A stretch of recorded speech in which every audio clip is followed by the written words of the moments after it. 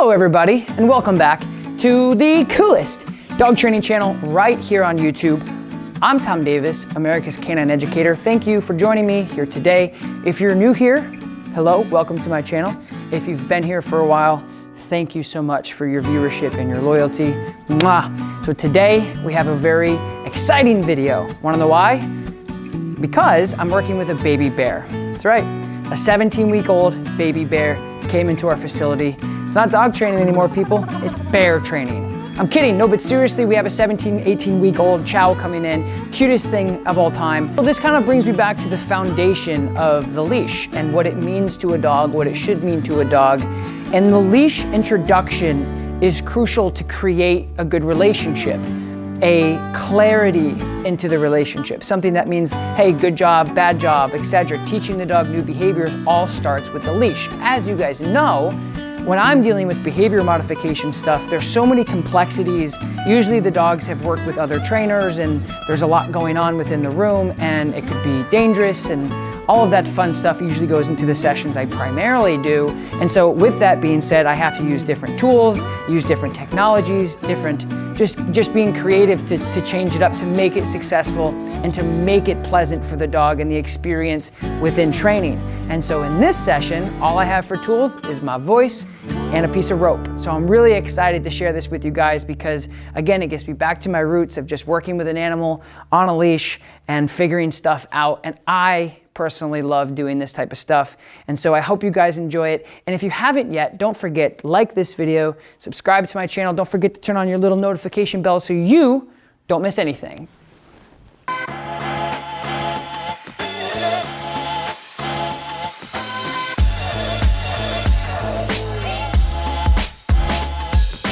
All right, guys, my name's Tom. I'm going to be helping you out today. Yes, we've seen you many times on YouTube. Cool. Cool. And what's his name? His name is Moby. Moby. He named him Moby Dick because when he was the last one coming out, the breeder said he was biting everybody. He was like really. So let's go over basic leash pressure. Okay. So the foundation of the training that we're going to be doing is going to be leash pressure involved. So that's going to be your yes and your no, your good and your bad. Okay. So we're going to teach him how to understand the principles of leash pressure. Awesome. Yep. And then from there, we'll be able to teach him whatever we want. Okay? Does that make sense? That makes sense. Cool. Yes. We'll switch over just to a regular leash here. And we'll see how he does. You guys can actually have a seat. And I'm going to do some of this work now. And again, just teaching him a pressure release system, leash pressure, whatever you want to call it. The point is I want him to understand that when the pressure comes on to the dog, that they should be changing their behavior. All right, so that leash pressure I was telling you about, shake it off, dude. He's going to come out. Moby, come. Pressure. Pressure. Yes. Yes, good job. Well done. So you see that application of pressure? He kind of bucked a couple times. That's a little bit of pushback, like, I don't want to, that's all. And then once he realized, he turned to me, pressure shut off, and I rewarded him verbally. So I added positive reinforcement over the stuff I wanted. Because he's not going to be motivated by anything, we're going to have to do like traditional style of teaching him leash pressure. So we're just going to go this way. Good. Moby, come. Good. Come. Good job. Good job, buddy. Come. Good job, bud. Good. Moby, come. Moby, come. Yes, good job. Good job. Come. Good. Good. Moby, come. Come on, come on, come on, come on. Good boy, good boy, good boy. Yes. Good. Well done. So we got full commitment there off the verbal. So I didn't have to give him any pressure with the leash. Yep. So he's escaping the pressure from the remote via compliance. So I'm saying, hey, come. And he's like, yep, sure. Or the remote. I'm so used to saying remote. The leash. Good. Okay, let's go. Good. Moby, come. Yes, good boy. Come on, come on, come on. Yes, good boy. Good job, buddy. All I'm doing at the end. Moby, come. Yes, good boy. Good come. Good boy. That was so good. So what happens is when he gets to the end of the leash, he goes, hey, why is it stuck? And then he comes to me and then boom, everything happens really great for him. Does that make sense? I'm gonna do it again. Moby, come on. Yes, good boy. Wonderful job, buddy. Good. So this is teaching him two things. It's teaching him leash pressure. So he knows like, hey, when this is on, I gotta be, oh, okay, right? But then he's also learning recall, which will become. So two things, which is wonderful. Good job, buddy. Good. So now we're gonna take it a step further and we're gonna go back to the heel. So before when I was trying to get in the heel, he was so, I don't like this. Now I'm just gonna simply add what we did with the leash pressure just now and apply it to this. So when he feels that pressure, he's like, what do you want me to do? I'm gonna say heel, boom. So the heel is gonna be walking right next to me on my left side, loose leash. Yep. Moby, heel. Good heel. Good heel. Good heel. Wonderful heel, buddy. Wonderful job. Good job, bud. Auto sit, love it. Good. None. So he got one little, he went that way. He felt the pressure, but it wasn't by me, it was by himself. And he goes, oh, I got to do something different. Right? So that was cool. So the preliminary stages of teaching him, hey, buddy, if that pressure comes on, come to me. And now he just learned through that. So that leash pressure will be applicable to every other variable when you're training. And we're going to do it with place in a minute too. So I'm going to ask him to place. He's going to go, why is the pressure on? And it's not going to be a lot. Once he gets onto the place, the pressure goes, psh. So I'm going to do this again. Moby, heel. Good heel, buddy. Good heel. Wonderful heel. Good heel, Moby. Good heel. Good, Moby, come. Yes, good job. Good. Good, so now we bridge the two, okay? So the two behaviors that he's learning right now, I bridged them. I said heel, he's like, okay, I got this. And I said come, he's like, oh, I remember that too. So that was good. Good. Do you guys have any questions on that? Oh, he's a good boy. Ted? Yes. Oh. So I'm just going to hang out with him because puppies need a lot more breaks than an adult dog. So he's a good boy. Oh, you're being so sweet. Oh, you're being so sweet. He's being so sweet. Good. Moby, sit. Wonderful job. I'll give you food even though you don't want it. But the way that I just wanted to kind of make an example is the way he's looking at me. So when a dog looks at you like that, we think, take all my food. They're just going, did I do it? So don't think that you need to touch him. Don't think that you need to pay him.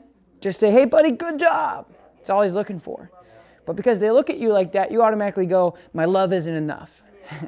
Heel. So look at my loose leash. Good heel. Moby, heel. Yes, buddy. Good heel. Lots of positive reinforcement. Outside turn. Moby, heel. Yes, buddy. Outside turn. Moby, heel. Nice job. Heel. Wonderful. Good boy. I'm going to do a recall. Moby, come. Come. Yes, good boy. Big man.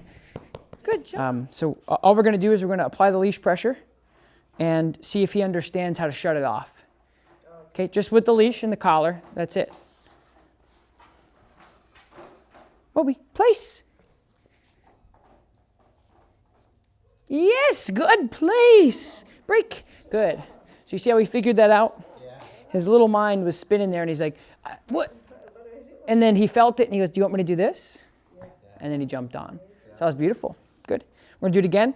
And then if he's learning this and we're doing our jobs right, this should get a lot better, a lot faster. Good job. Okay.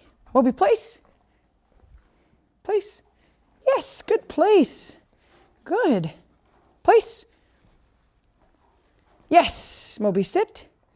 Good. So see how I use my leash pressure to navigate his behavior with his body. He came off, I put the pressure on, and just like a horse, he goes, good. And then it goes, and then it released. It doesn't matter where you put So we're doing so much stuff with him right now. Teaching him the leash pressure, we're teaching him place, we're teaching him come, we're teaching him heel, and we're also teaching him break. So break is a really, really nice command to have in any dog, but it's huge in puppies because you want to be able to teach them how to shut that off. Just say, hey buddy, good job, break.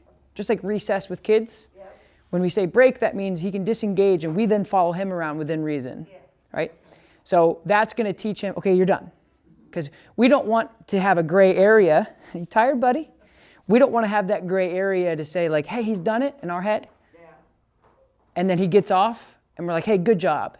Because then he's made the decision to say, okay, I'm done. Do you understand? So we have to control. Yeah. It's like, hey, buddy, do your homework.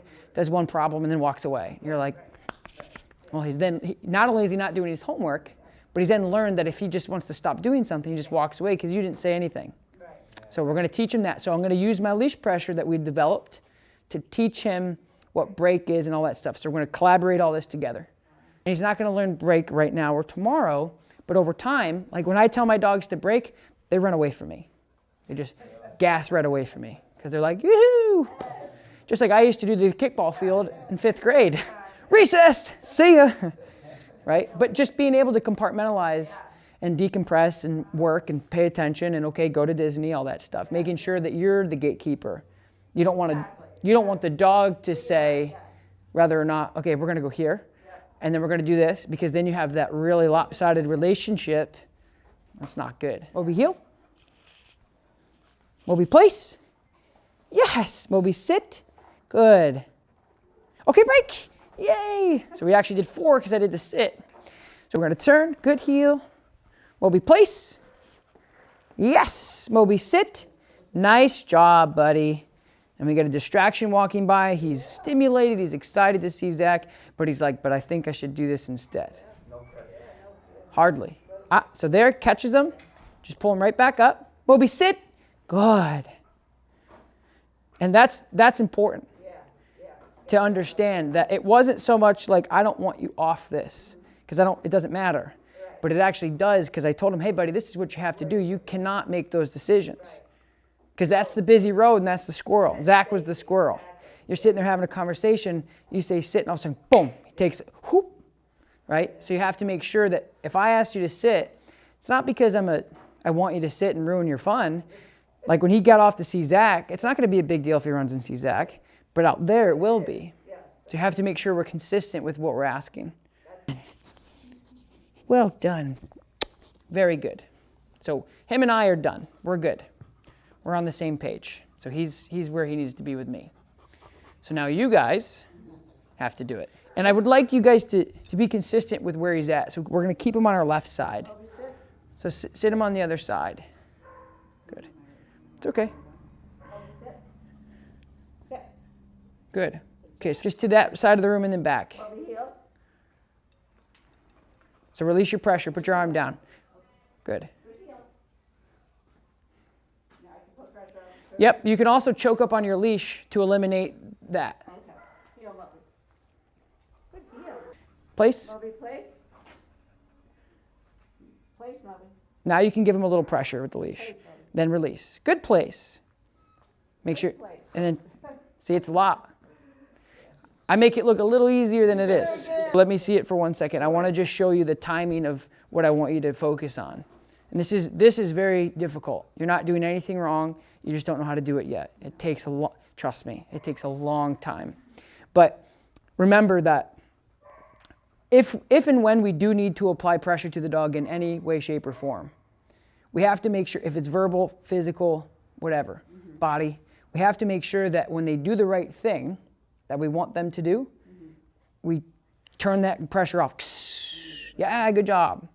So make sure that, like, if you, like right there when you said place and he needed a little pressure, place, and then right when he steps on there, release, to let him know that's what I wanted you to do.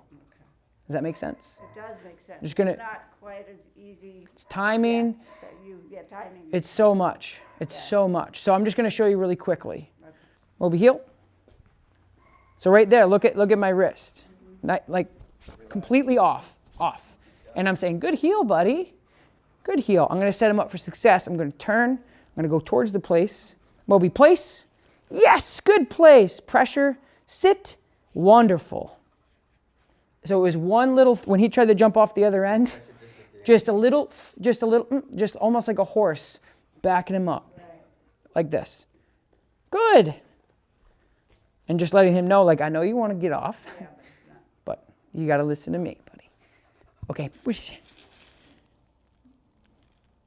All right, guys, that's a wrap. Thank you so much for watching this video.